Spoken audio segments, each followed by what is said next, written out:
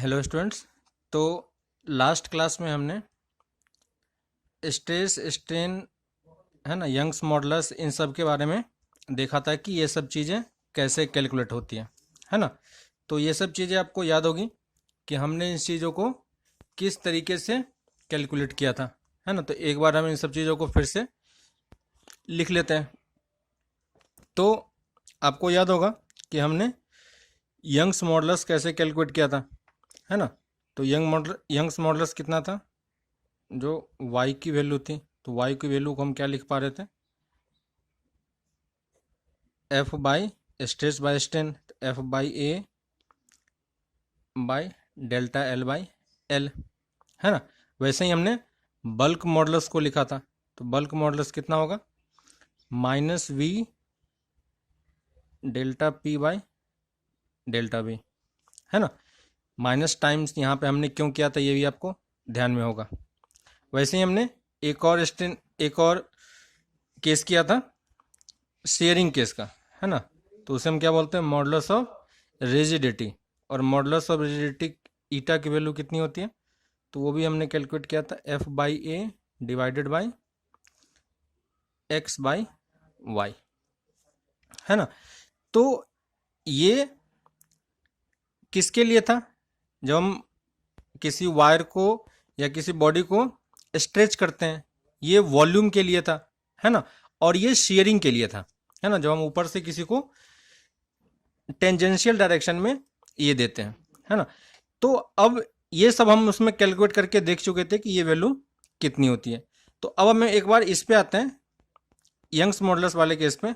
तो इसमें देखो कि इसको अगर आप ये याद करो कि अगर ये एक स्ट्रिंग था, है ना, और एक स्ट्रिंग से ये ब्लॉक बंधा हुआ था जिसका मास m था, है ना। तो इसमें फोर्स कितना काम करता है, F इक्वल टू के एक्स, है ना। ये हमने मैकेनिक्स में किया था।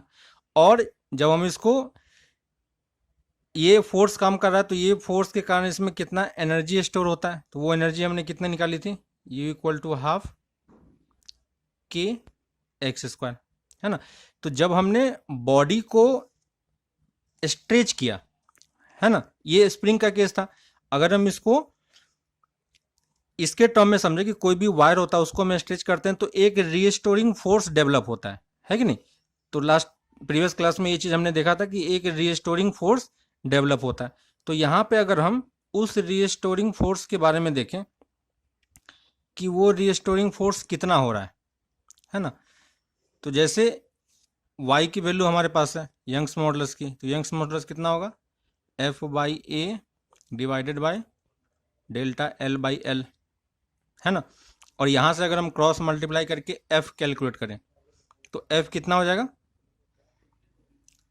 Young's modulus times a divided by l into delta L, ठीक है। अब देखो यहाँ पे अगर डेल्टा एल की वैल्यू वैसे भी काफ़ी कम होती है ना। तो ये चीज़ और इस चीज़ में हमें कुछ सिमिलरिटी दिखाई दे रहा होगा, है ना। ये सेम इसी के तरह बिहेव कर रहा है। अगर हम डेल्टा एक्स, यहाँ भी एक्स क्या होता था, डिस्प्लेसमेंट होता था ओरिजिनल पोजीशन से, यहाँ भी ये क्या है, डेल्टा एक्स ही है ना। तो ये क्या था एक्चुअली में, इलोंगेशन। वहाँ भी हम स्प्रिंग को इलोंगेट करते थे तो ये चीज़ें निकल के आती थी। और ये यहाँ पे किसके तरह ट्रीट करेगा, एक्स के तरह। और ये वाला पार्ट किसके तरह ट्रीट करेगा, स्प्रिंग कांस्टेंट की तरह, है ना। तो इसको हम क्या बोल रहे हैं, के इफेक्टिव, ठीक है। और के इफेक्टिव की वैल्यू हम कितनी लिख लेंगे यहाँ पे, तो ये आपको इजली दिख रहा होगा, गामा वाई ए बाई ए, ठीक है। तो ये हमारे पास के इफेक्टिव की वैल्यू हो गई। तो ये सेम किसके तरह काम कर रहा है, स्प्रिंग की तरह। कि अगर हमारे पास, और ये हमने स्टार्टिंग में देखा भी था कि अगर हम किसी बॉडी को स्ट्रेच करते हैं तो वो एक रीस्टोरिंग फोर्स डेवलप करता है स्प्रिंग की तरह ही, है ना। तो एफ को हम क्या लिख सकते हैं, के इफेक्टिव इंटू एक्स, नहीं है। और ये सेम किसके तरह बिहेव कर रहा है, इफ ये किसके तरह बिहेव कर रहा है, जस्ट लाइक अ स्प्रिंग फोर्स, नहीं है। तो ये अगर स्प्रिंग फोर्स के तरह काम कर रहा है, तो इसके कारण, इस फोर्स के कारण इस वायर में, जो ये वायर था हमारे पास, इसको हमने नॉर्मली एक फोर्स देके स्ट्रेच किया था, है ना। तो अगर इसमें डेल्टा एल का इंक्रीमेंट हुआ था, है ना, डेल्टा एल का इंक्रीमेंट हुआ था, तो हम फोर्स को इस तरीके से लिख पाएंगे। तो ये इसको क्या करेगा, एक स्ट्रेस डेवलप करेगा, है ना, और स्ट्रेस स्ट्रेन के कारण ये इसको फिर से वापस अपने पोजीशन पे, रिस्टोरिंग फोर्स के कारण ये वापस से इसको अपने पोजीशन पे लाने की कोशिश करेगा। तो वो फोर्स इसी टाइप का बिहेव करता है ना, और सेम किसके तरह है, स्प्रिंग फोर्स की तरह, है ना। अब अगर स्प्रिंग फोर्स की तरह है तो इसमें कुछ ना कुछ एनर्जी भी स्टोर होगी, है ना। तो अगर हम एनर्जी स्टोर्ड कैलकुलेट करें, energy stored in a stretch rod, ठीक है, और इसका बिहेवियर किसके तरह होगा, है ना, सेम लाइक स्प्रिंग। तो जैसे स्प्रिंग में सब कुछ काम कर रहा था, यहाँ पे भी सेम वही बिहेवियर होगा, है ना। तो फोर्स को हमने क्या लिखा, के इफेक्टिव इंटू एक्स। तो हम यहाँ से एनर्जी कैलकुलेट कर सकते हैं। स्प्रिंग की एनर्जी कितनी होती थी, हाफ के एक्स स्क्वायर। तो यहाँ पे हम क्या लिख पाएंगे, हाफ के इफेक्टिव इंटू एक्स स्क्वायर।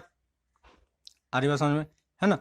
और यहाँ पे के इफेक्टिव की वैल्यू पुट करो, तो के इफेक्टिव की वैल्यू कितनी थी, Y A by L into X की जगह पे हम क्या पुट कर देंगे, डेल्टा एल, क्योंकि हमने उसको उसी तरीके से रिप्लेस किया था, है ना। तो ये चीज़ें जो थी, ये एफ इक्वल टू के इफेक्टिव इंटू डेल्टा एल था, है ना। तो डेल्टा एल को हमने एक्स से रिप्लेस किया था, बस सिमिलरिटी देखने के लिए, है ना। तो यहाँ से देखो, अगर हम इसको थोड़ा सा अरेंज करते हैं, तो ये वैल्यू कितनी हो जाएगी, gamma Y A by L into delta L. यहाँ पे एल स्क्वायर है, तो हमने डेल्टा एल और डेल्टा एल दो बार लिख दिया, है ना। ये वैल्यू किसके इक्वल है, देखो सेम जो फोर्स की वैल्यू थी, यही फोर्स ही है ना। तो इसको हम क्या लिख सकते हैं, half into F into delta L. तो ये क्या है हमारे पास, energy stored in a stretch rod, है ना। और अगर एनर्जी स्टोर्ड हमें पता है, तो एनर्जी डेंसिटी भी हम निकाल सकते हैं, है ना। तो एनर्जी डेंसिटी कितना होगा,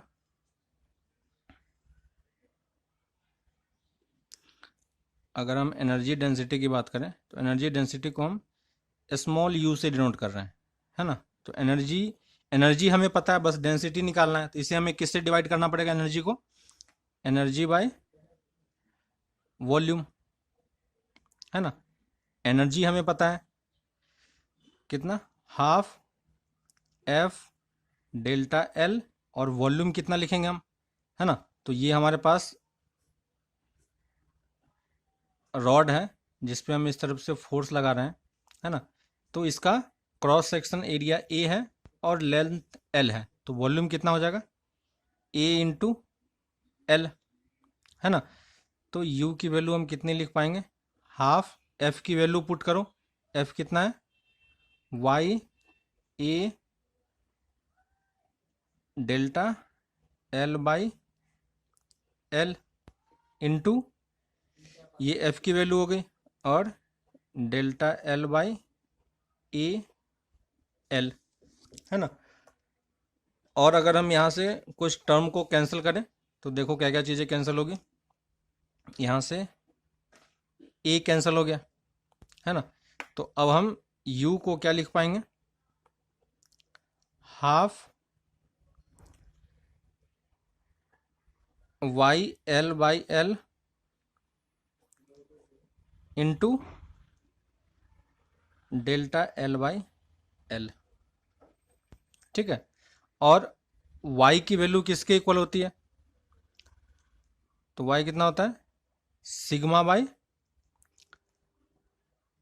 एप्सिलॉन, है कि नहीं। तो और एप्सिलॉन सिग्मा कितना होता है, एफ बाई ए, और एप्सिलॉन कितना होता है, डेल्टा एल बाई एल। तो ये टर्म एक्चुअली में क्या है, ये टर्म क्या है अपने आप में, डेल्टा एल है ना। तो इसको अगर हम डेल्टा एल लिखें तो देखो ये यू कितना हो जाएगा 1/2, और ये वैल्यू देखो किसके इक्वल है, गामा एप्सिलॉन, ये एप्सिलॉन की वैल्यू, तो गामा एप्सिलॉन वैल्यू कितनी हो गई स्ट्रेस के इक्वल। तो इसको हम क्या ले सकते हैं, सिग्मा इंटू एप्सिलॉन, है ना। और इसी को अगर हम सिग्मा स्ट्रेस इंटू स्ट्रेन, है ना। तो ये हमारे पास एनर्जी डेंसिटी की बात हो गई, है ना। तो ये एक्चुअली में क्या है हमारे पास, इलास्टिक पोटेंशियल एनर्जी,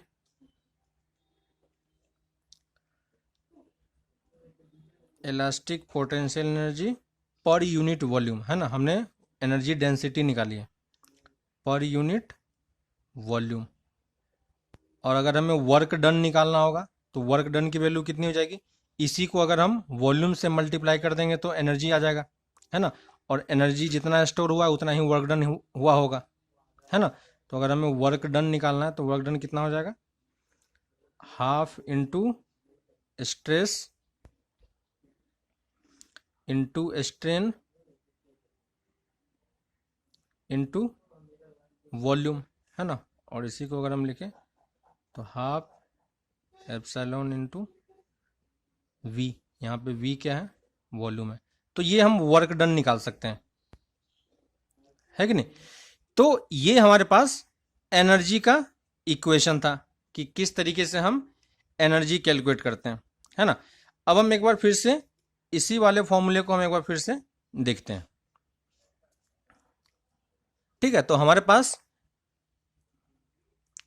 y की वैल्यू किसके इक्वल थी, y equal to F by A into delta L by L, है ना।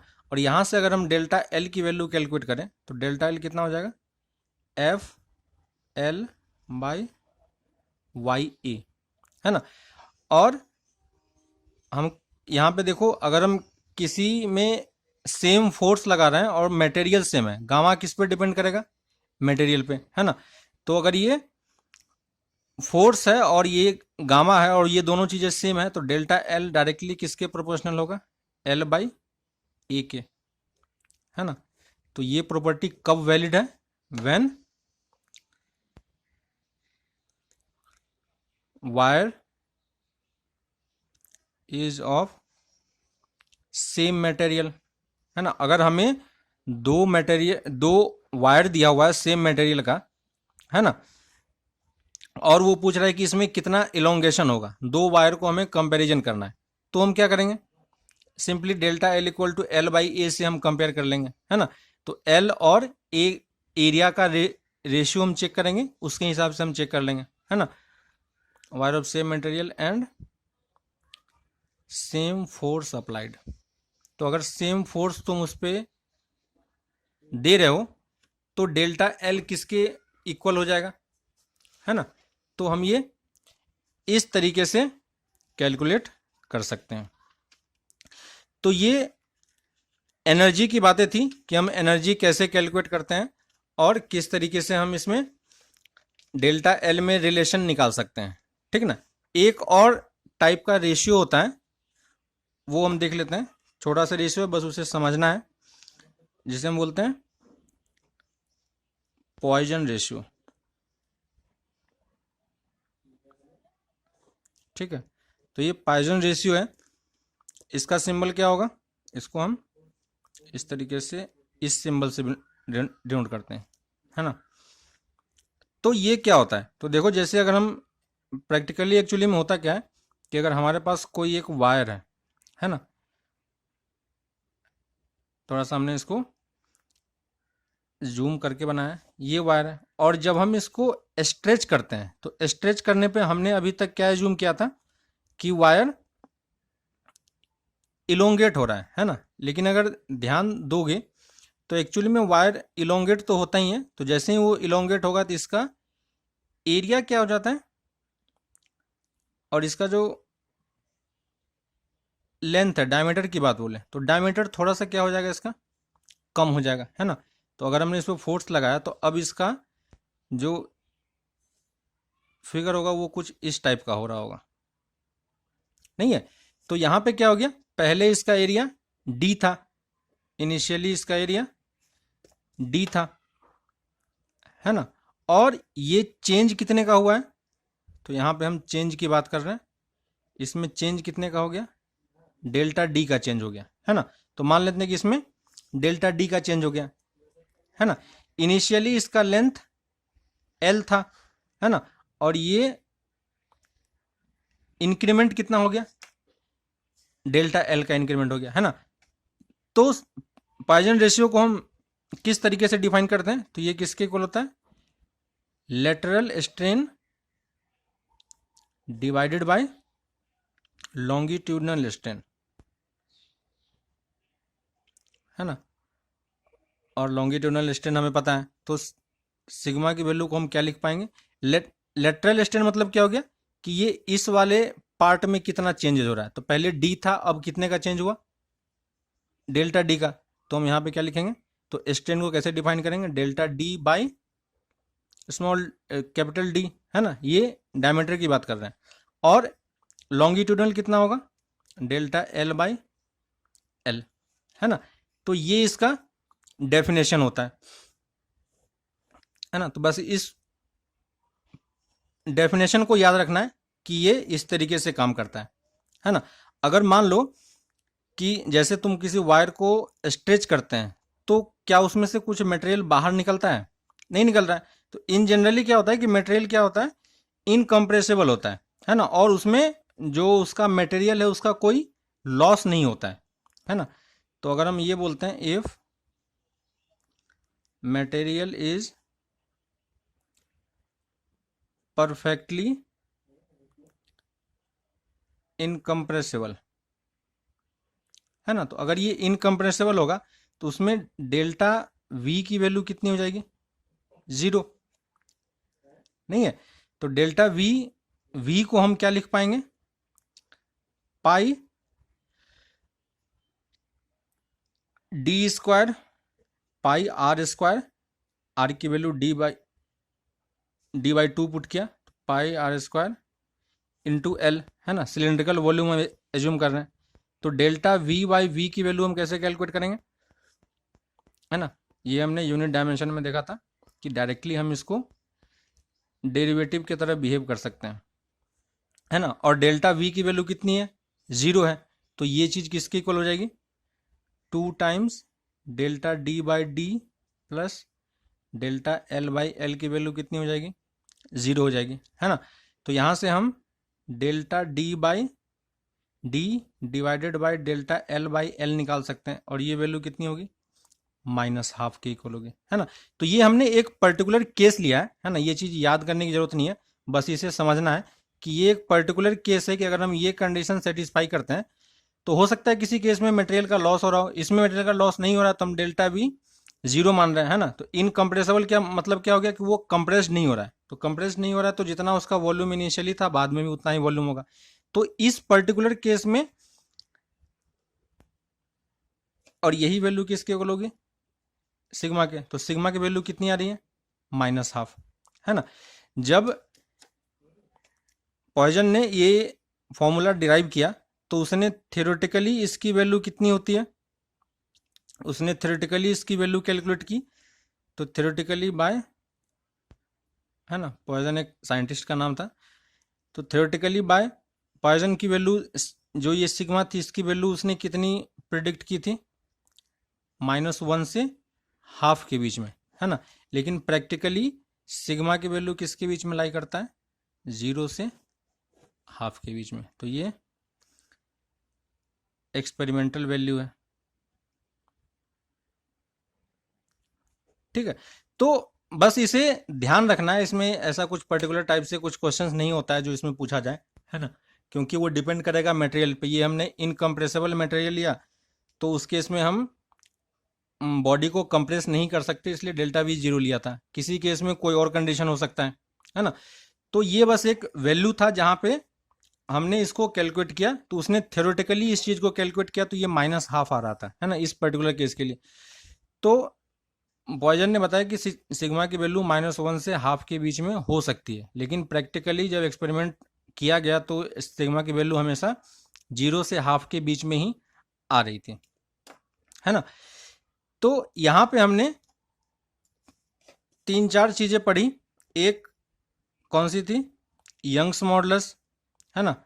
दूसरी बल्क मॉडुलस, तीसरा कोफिशिएंट ऑफ रिजिडिटी, और चौथा पॉइजन्स रेशियो, है ना। तो ये 4 चीज़ें हैं। जनरली क्या होगा कि ये चारों चीज़ों की वैल्यू तुम्हें दी हुई होगी, लेकिन फिर भी कभी कभी अगर नहीं दिया जाता है तो इसमें एक रिलेशन देख लेते हैं कि इसके बीच में रिलेशन क्या होगा, है ना। तो ये relation between Young's modulus, bulk modulus, rigidity and Poisson's ratio, है ना। तो सिंपली बस ये ध्यान में रखना है क्या होता है। रिलेशन निकालना थोड़ा सा निकाल सकते हैं, लेकिन थोड़ा सा डिफिकल्ट है, तो उसमें हम नहीं जा रहे हैं, बस रिजल्ट को हम ध्यान रख रहे हैं। तो यंग्स मॉडुलस की वैल्यू कितनी होगी? 3 times bulk modulus into 1 - 2 times Poisson's ratio, है ना। और यही चीज़ किसके इक्वल होती है? 2 times coefficient of rigidity 1 plus Poisson's ratio, है ना। तो ये 2 रिलेशन हम इसके बीच में आपस में कैलकुलेट किया गया है ना। और इसी को दोनों को अगर हम कंबाइन करते हैं तो देखो क्या आएगा, 9 by Young's modulus equal to 3 by coefficient of rigidity plus 1 by bulk modulus, है ना। तो ये तीनों का आपस में रिलेशन है। ये गामा के साथ बाकी 2 का रिलेशन है ना। और ये 3 रिलेशन है। तो बस ये रिजल्ट ध्यान में रखना है। कभी कभी अगर हमें यंग मॉडुलस नहीं दिया, बाकी 2 की वैल्यू दे दी, तो यहाँ से हम कैलकुलेट करके निकाल सकते हैं, ठीक है। तो ये चीज़ें हो गई एनर्जी स्टोर, पॉइजन्स रेशियो और उनके बीच में रिलेशन की, है ना। एक और चीज़ है, हमने ये देखा है कि अगर हम किसी, जैसे सी वाटर होता है तो वहाँ पे नीचे जो वाटर होता है उसमें क्या होता है ना। तो जैसे अगर हम इसको इस तरीके से देखें कि ये सी लेवल है, और जैसे जैसे आप नीचे जाते जाओगे, है ना, तो वाटर का डेंसिटी बॉटम पे क्या होता है? बहुत ज़्यादा होता है ना, विद रिस्पेक्ट टू सरफेस। तो सरफेस पे जो वाटर की डेंसिटी है वो नॉर्मल है, लेकिन जैसे जैसे हम अंदर की तरफ जाते हैं तो क्या होता है, यहाँ पे वाटर की डेंसिटी बढ़ती जाती है ना। तो उस रिलेशन को हम देख लेते हैं, और हमें पता है कि जैसे जैसे हम नीचे जाएंगे तो प्रेशर क्या होगा? इंक्रीज करेगा। तो प्रेशर इंक्रीज करेगा तो डेंसिटी भी क्या होनी चाहिए? बढ़नी चाहिए, है ना। तो ये रिजल्ट हम एक बार क्रॉस चेक कर लेते हैं। तो ये हमारे पास, अगर हम इस तरीके से देखें कि ये सी लेवल है, ठीक है, और हम यहाँ से इस हाइट तक जा रहे हैं, तो देख रहे हैं कि डेंसिटी में किस तरीके से चेंजेज आता है ना। हमने बल्क मॉडुलस पढ़ा था। बल्क मॉडुलस क्या होता है? -v into dp by dv, है कि नहीं। तो ये एक रिलेशन हमारे पास था। अब हम क्या देखते हैं? डेंसिटी ऑफ वाटर इन सी, ठीक है। तो वाटर की डेंसिटी हम रो एज्यूम कर रहे हैं, ठीक है। Pressure is increased by P. तो ये चेंज की बात कर रहे हैं, है ना। ये प्रेशर को जो इंक्रीमेंट हो वो पी का ही इंक्रीमेंट, हम डेल्टा पी नहीं लिख रहे हैं, ठीक है। वैसे ही बल्क मॉडुलस को हम बी ले रहे हैं। तो ये रेगुलर सिंबल्स हैं हमारे पास। अब देखो डेंसिटी की को हम कैसे लिखते हैं? मास बाय वॉल्यूम से, है ना। दोनों तरफ अगर हम वॉल्यूम के रिस्पेक्ट में डिफ्रेंशिएट करें तो D rho by D V की वैल्यू कितनी हो जाएगी? ये एम बाई वी का है, एम कांस्टेंट है, तो ये कितना हो जाएगा? Minus M by V square, है ना। एम बाई वी को हम रो लिख सकते हैं, तो यही चीज़ किसके इक्वल हो जाएगी, minus rho by V. Clear है। तो यहाँ से डेल रो की वैल्यू हम कितनी लिख पाएंगे, minus times del V by rho times del V by V, है ना। और डेल वी बाई वी की वैल्यू हम कैसे निकालेंगे, तो यहाँ पे देखो बीटा हमने ये लिखा था, यहाँ से हम डेल वी बाई वी निकाल सकते हैं माइनस टाइम्स करके, तो ये कितना हो जाएगा, del P by bulk modulus के, तो ये वैल्यू हम यहाँ से पुट कर सकते हैं। तो डेल रो की वैल्यू कितनी हो जाएगी, रो टाइम्स पी, है ना। यहाँ पे देखो डी पी है, तो डी पी को हमने क्या एज्यूम किया है, पी एज्यूम किया है, तो ये रो ये पी डिवाइडेड बाय बी, है ना। वाटर के लिए ये सेम होगा, है ना, बल्क मॉडुलस सेम होगा, तो पी डेल रो किसके प्रोपोर्शनल हो गया, है ना, तो ये रो है डेंसिटी, तो del rho is proportional to change in pressure, है ना। तो हम यहाँ से क्या बोल सकते हैं, इफ प्रेशर इज इंक्रीज, अगर प्रेशर इंक्रीज होगा तो उसके साथ साथ डेंसिटी भी क्या होगी, इंक्रीज करेगी, है ना। तो ये कुछ रिजल्ट्स हैं हमारे पास, जो हमने देखा कि किस तरीके से ये सारे टर्म्स काम कर रहे हैं, है ना। अब हम कुछ एग्जांपल्स देख लेते हैं, है ना, ताकि जब आप क्वेश्चन सॉल्व करो तो आपको आइडिया लग जाए कि कैसे हमें इस चीज़ों को सॉल्व करना है ना। तो देखो कि अगर मान लेते हैं हम कि हमारे पास ये क्वेश्चन है ना, क्वेश्चंस करोगे तो आपको पता चलेगा कि क्वेश्चन उतना कोई टफ नहीं है, ठीक है। मान लेते हैं कि ये हमारे पास एक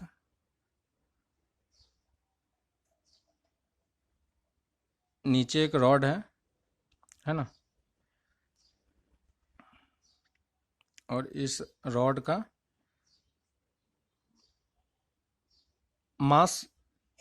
मासलेस रॉड इसको मान लेते हैं, है ना। और यहाँ से हमने इसको दो वायर से कनेक्ट किया है, ठीक है। इस वायर के लिए इसका डायमीटर डी है ना, लेंथ एल है, ठीक है। और ये कितना होगा, इसके लिए मटेरियल के लिए वाई मान लेते हैं, है ना। वैसे ही इसके लिए अगर देखें तो एल होगा, ये डायमीटर ट्वाइस डी मान लेते हैं, और यहाँ पे ये रॉड जो है वो अलग मटेरियल का है, तो उसका मॉडुलस ऑफ इलास्टिसिटी 2 गामा है ना। और ये रॉड क्या है, मासलेस है, ठीक है। और हमने क्या किया, इसको यहाँ से एक्स डिस्टेंस पे, इस एंड से एक्स डिस्टेंस पे हमने एक वेट लटका दिया है ना, तो इसका बॉडी, इसका मास डब्लू है, टोटल वेट ही हम ले रहे हैं, तो वेट डब्लू है ना। और ये लेंथ कैपिटल एल है। तो क्वेश्चन आपको समझ में आ रहा है कि हमने एक मासलेस रॉड को दो वायर से कनेक्ट किया जो अलग अलग मटेरियल का है, उसका लेंथ और डायमीटर हमें दिया हुआ है। अब हमें इस मास को इस पोजीशन, इतने पोजीशन पे हैंग करें, है ना, इस एक्स की वैल्यू निकालनी है कि इसको हम इस पॉइंट से इस मास को कहाँ पे लटकाएं कि दोनों में जो ये रॉड जो है हमारा, ये रॉड क्या होना चाहिए, हॉरिजॉन्टल होना चाहिए, है ना, इसमें कुछ टिल्ट नहीं होना चाहिए। तो अगर आप देखोगे इसको कि यहाँ से इस तरीके से और अलग अलग वायर लगा हुआ है, तो जैसे ही मास आएगा तो इसमें रिस्टोरिंग फोर्स डेवलप होगा, है ना। और मटेरियल के हिसाब से दोनों में अलग अलग टाइप का इलोंगेशन होगा, तो हो सकता है हमारा रॉड जो है वो इस तरीके से हो जाए, है ना, या हो सकता है इस तरीके से हो जाए। तो हम चाह रहे हैं कि दोनों में जिस तरीके से भी हो, तो हमें इस मास को इस पोजीशन पे लटकाना है कि ये इलोंगेशन रॉड हमेशा इसी पोजीशन पे रहे, है ना। तो इस पोजीशन पे होने के लिए क्या होना पड़ेगा कि दोनों का इलोंगेशन इक्वल होना पड़ेगा, है ना। तो क्वेश्चन लिख लेते हैं, find x so that elongation is same on the both wire, है ना। तो अगर हमें रॉड को हॉरिजॉन्टल रखना है तो हमें इलोंगेशन सेम करना पड़ेगा। तो इसी क्वेश्चन को अलग तरीके से भी पूछा जा सकता था कि हमें रॉड को हमेशा हॉरिजॉन्टल रखना है तो एक्स कितना होगा, है ना। और यहाँ पे इसने इलोंगेशन सेम ऑलरेडी बोल दिया है। तो इलोंगेशन सेम अगर बोला है तो हम इलोंगेशन क्या लिख सकते हैं, इन जनरल फॉर्मूला क्या होगा, F L by A gamma, है ना। याद होगा आपको, वाई की वैल्यू हम क्या लिखते हैं, F by A by delta L by L, है ना। तो यहाँ से हम डेल्टा एल लिख सकते हैं और ये डेल्टा एल दोनों के लिए क्या होना चाहिए, सेम होना चाहिए, है ना। तो delta L one equal to delta L two, delta L one हम क्या लिखेंगे, F one L one by A one Y one equal to F two L two by A two Y two, है ना। अब यहाँ से देखो F one by F two निकाल सकते हैं। तो F one by F two की वैल्यू कितनी होगी, A one Y one L two by A two Y to और एल वन, है ना। क्रॉस मल्टीप्लाई कर दिया। एरिया क्या होगा, एरिया क्या लिखेंगे, पहले वाले का ए वन का, तो इसका हमें एल लेंथ दिया हुआ है और ये डायमीटर दिया हुआ है ना। तो उसका हम एरिया कितना लिखेंगे, तो कितना हो जाएगा पाई आर स्क्वायर, है ना। तो आर की वैल्यू हम कितना लिखेंगे, डी बाई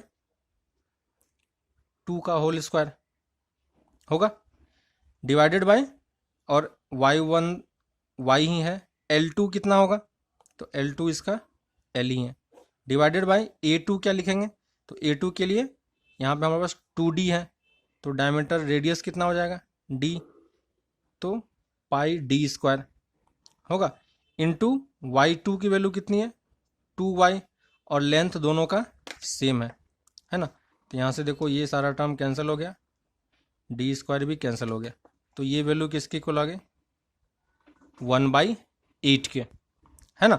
तो f1 बाई एफ टू क्या हो गया, f1 बाई एफ टू की वैल्यू किसकी इक्वल हो गई, 1/8 के, है ना। अब इस सिचुएशन को देखो तो हमारे पास अभी एक और इक्वेशन हमें जरूरत पड़ेगी, क्योंकि हम इसको अभी तक कंप्लीट नहीं कर चुके हैं। तो ये f1 था यहाँ पे, है ना, इस पोजीशन पे f1 मान रहे हैं और यहाँ पे f2 एज्यूम कर रहे हैं। तो अगर हम इस बॉडी का FBD बनाते हैं तो ये ऐसा कुछ होगा, है ना, और इस पोजीशन पे W है, तो ये वाला पार्ट क्या है W, और यहाँ से ये x डिस्टेंस पे है और ये टोटल लेंथ L है।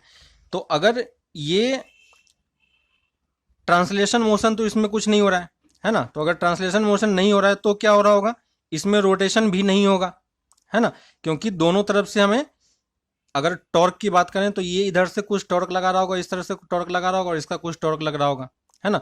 तो अगर सबको तुम कंबाइन करके देखोगे तो हमें ये पता है, क्योंकि हमें इलोंगेशन सेम करना है, तो इसमें कोई टॉर्क डेवलप नहीं हो रहा है। तो टॉर्क डेवलप नहीं हो रहा है तो हम किसी भी पॉइंट के बाद अगर हम टॉर्क लिखे तो वो क्या होना चाहिए, कंप्लीटली जीरो होना चाहिए, है ना। तो अगर हम इसके अबाउट लिखे तो ये टॉर्क कितना देगा, F1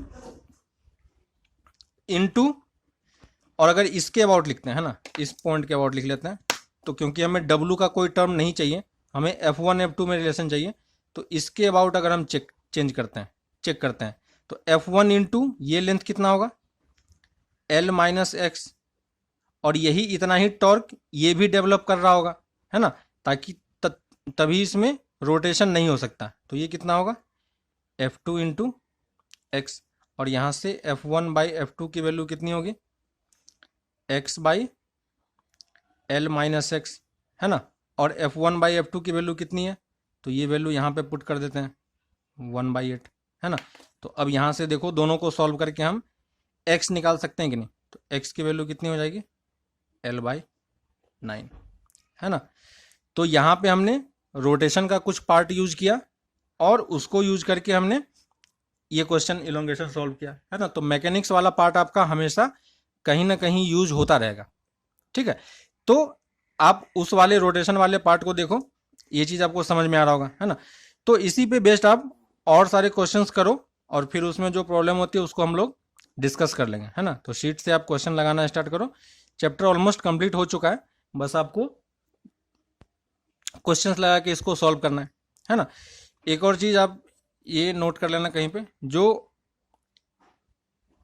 y है, ये y की वैल्यू किस पे डिपेंड करती है ना। तो y की वैल्यू क्या होती है, टेम्परेचर पे डिपेंड करता है ना। तो टेम्परेचर अगर बढ़ाओगे तो y क्या हो जाएगा, कम हो जाएगा, ठीक है। उसका इलास्टिसिटी क्या हो जाता है, लॉस हो जाता है ना। अगर हम टेम्परेचर इंक्रीज करते हैं तो बॉडी क्या बन जाता है, प्लास्टिक बनता जाता है। तो जैसे ही तुम टेम्परेचर इंक्रीज करोगे तो y क्या होता जाएगा, कम होता जाएगा। और अगर आप इम्प्योरिटी बढ़ाते हो, है ना, तो y एक तो टेम्परेचर पे डिपेंड करता है और दूसरा इम्प्योरिटी पे। तो अगर आप इम्प्योरिटी बढ़ाते हो तो स्टार्टिंग के लिए अगर इम्प्योरिटी बढ़ाओगे तो y भी क्या हो जाएगा, इंक्रीज करेगा, है ना। क्योंकि इम्प्योरिटी बढ़ाने से स्टार्टिंग में अगर कम इम्प्योरिटी होती है तो उसमें इंटरमोलिकुलर फोर्स बढ़ जाता है ना। तो वो इलास्टिसिटी उसकी ज़्यादा हो जाएगी। लेकिन बहुत ज़्यादा इम्प्योरिटी अगर बढ़ा दोगे तो फिर से वो चीज़ ब्रेक करना स्टार्ट कर जाता है ना। तो गामा की वैल्यू ये दो चीज़ों पे डिपेंड कर रही है ना। इसके अलावा बॉडी का स्ट्रक्चर क्या है ना, मटेरियल पे तो ये डिपेंड करता ही है। तो मटेरियल के अलावा ये दो और चीज़ों पे डिपेंड कर रहा है, मटेरियल का स्ट्रक्चर कैसा है, क्या है ना। तो कभी कभी ऑब्जेक्टिव वाले पार्ट में इस टाइप के क्वेश्चंस आ जाते हैं, ठीक है। तो चैप्टर ऑलमोस्ट कंप्लीट हो चुका है, आप बस इस पे क्वेश्चंस लगाओ और फिर हम इसके बाद नेक्स्ट क्लास में फिर से हम लोग मिलते हैं नए चैप्टर के साथ। Okay, bye.